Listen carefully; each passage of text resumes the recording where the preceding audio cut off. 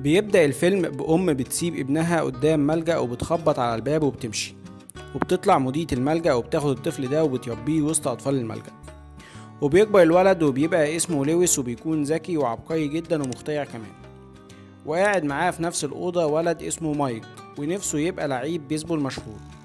بس المشكلة إن مفيش حد من الأهالي عايز يتبنى لويس، لأن شايفين إن ذكائه ده مشكلة، لأنه على طول بيخترع حاجات جديدة، وممكن من الحاجات اللي هو بيخترعها دي يبوظ الدنيا.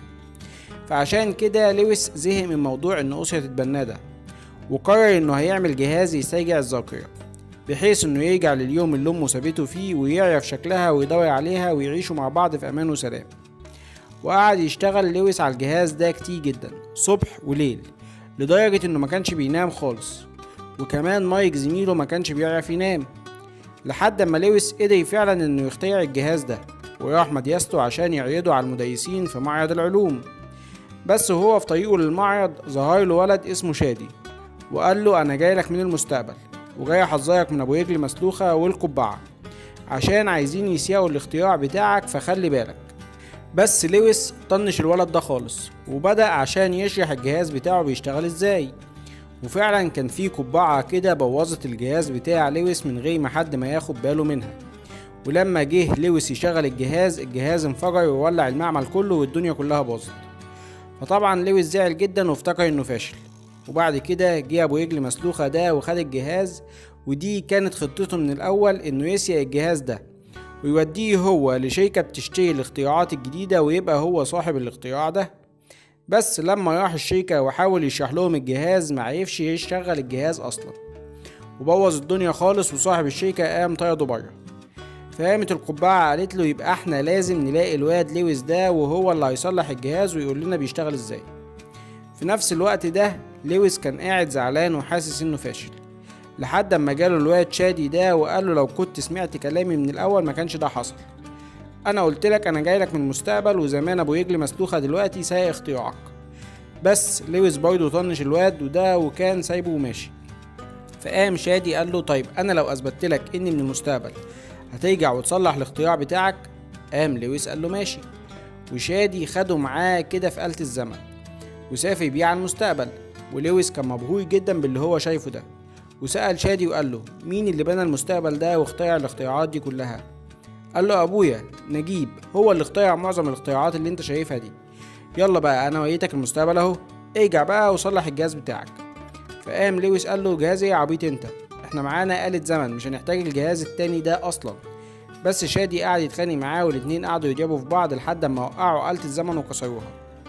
وشادي قال للويس انت لازم تصلحها عشان انت اللي بوظتها، وساعتها ابقى ارجعك للوقت اللي كنت عايز تشوف فيه امك. ولويس وافق على كده، وخدوا آلة الزمن وراحوا بيها بيت شادي. وهناك لويس قابل الروبوت توم، وكان لذيذ خالص. بس اول ما عرف ان لويس جاي من الماضي قام اتجنن، وعرف كده من قصة شعر لويس. وعشان كده شادي قام غطى شعر لويس وقال له خليك مكانك هنا واوعى تتحرك، عقبال ما اطلع الحق توم قبل ما يفضحنا. ولويس كان واقف في مكانه، وفجأة لقى نفسه في مكان تاني خالص، وبيشوف حاجات غريبة جدا وحاجات متطورة جدا جدا. وقام اتعرف على عيلة شادي كلها، عيلة يوبنسون، وقابل جد شادي الحاج يوبنسون، وهو اللي عرفه على العيلة كلها. ولويس قعد يقول له انا عايز شادي مش عايز العيلة كلها. فقام الحاج يوبنسون قال له يبقى امه هي اللي هتدلك عليه.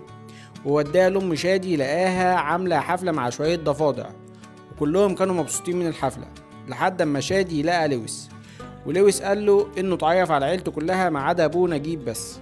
قال له مش وقت تعرف خالص، ده لو حد منهم حس انك من الماضي هيعلقوني، انت لازم تصلح آلة الزمن دي بسرعة عشان ارجعك قبل ما ابويا ما يرجع. في نفس الوقت ده ابو رجل مسلوخة راح يدور على لويس في الملجأ، ما لقاهوش. فقال يبقى اكيد شادي خده معاه المستقبل، وقام مسافر هو والقبعة على المستقبل عشان يجيب لويس.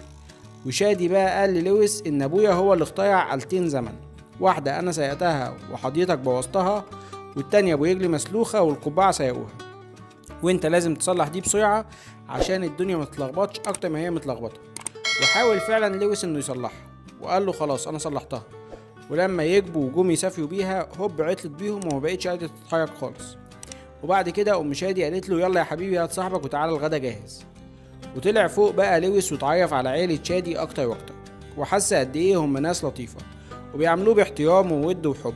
وكمان لما حاول يعمل حاجة وبوظها محدش فيهم زعقله او هزقه، بل بالعكس دول شجعوه انه لازم يجرب تاني، لانه من غير ما يجرب مش هيوصل للحل. فكان لويس مبسوط وسطيهم جدا، لانه كان نفسه من زمان يبقى له اهل وعيلة.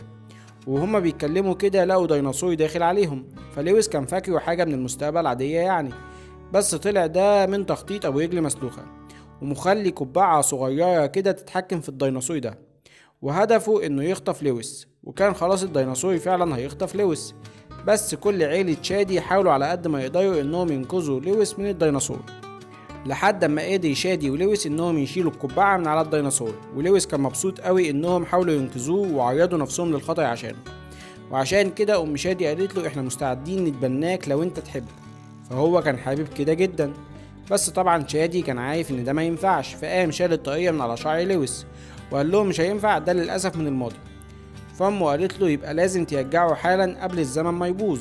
فلويس قال لهم طيب ممكن يرجعني للماضي عشان اقابل امي. فشادي ما كانش عارف يعمل ايه وقال لهم انا اسف، بس انا كدبت عليه وقلت له اني هوديه لامه في الماضي.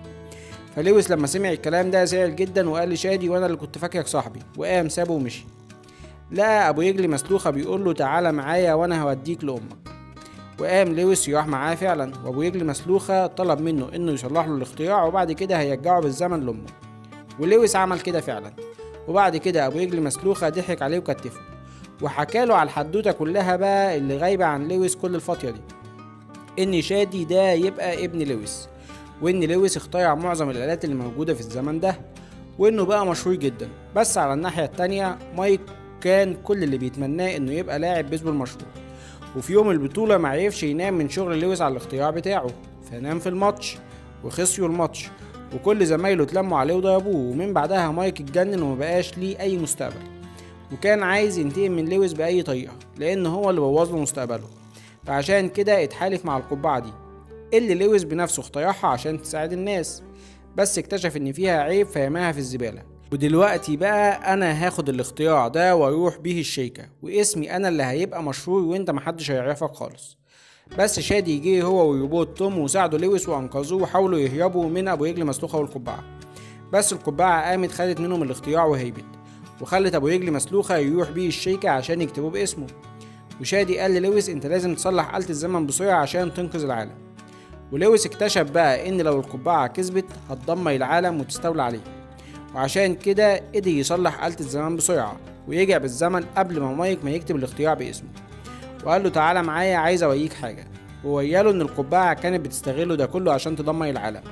وانقذ لويس العالم، وقابل كمان لويس الكبير، وكلهم كانوا مبسوطين وفرحانين بلويس الصغير. وبعد كده كان لازم بقى يرجع زمنه تاني، وشادي راح يوصله، بس قبل ما يرجعوا زمنه تاني يرجعوا لأمه الأول عشان يشوفها. بس في اللحظة الأخيرة لويس مرضيش يشوف أمه، وخلى كل حاجة تمشي زي ما هي. ولما شادي يرجعه زمنه الحقيقي قال له ليه ما شفتهاش وغيرت الماضي؟ قال له لأن اكتشفت إن بقى ليا عيلة جميلة جدا.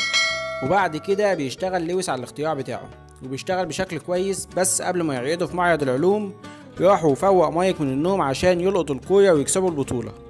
وبعد كده راح المعرض وطلب متطوع، فدخلت مدرسة الكيمياء اللي افتكرت يوم جوازها من يوبنسون واشتغل الجهاز فعلا، واللي اتبسط من لويس قوي وقرر انه هيتبناه بس هيسميه نجيب.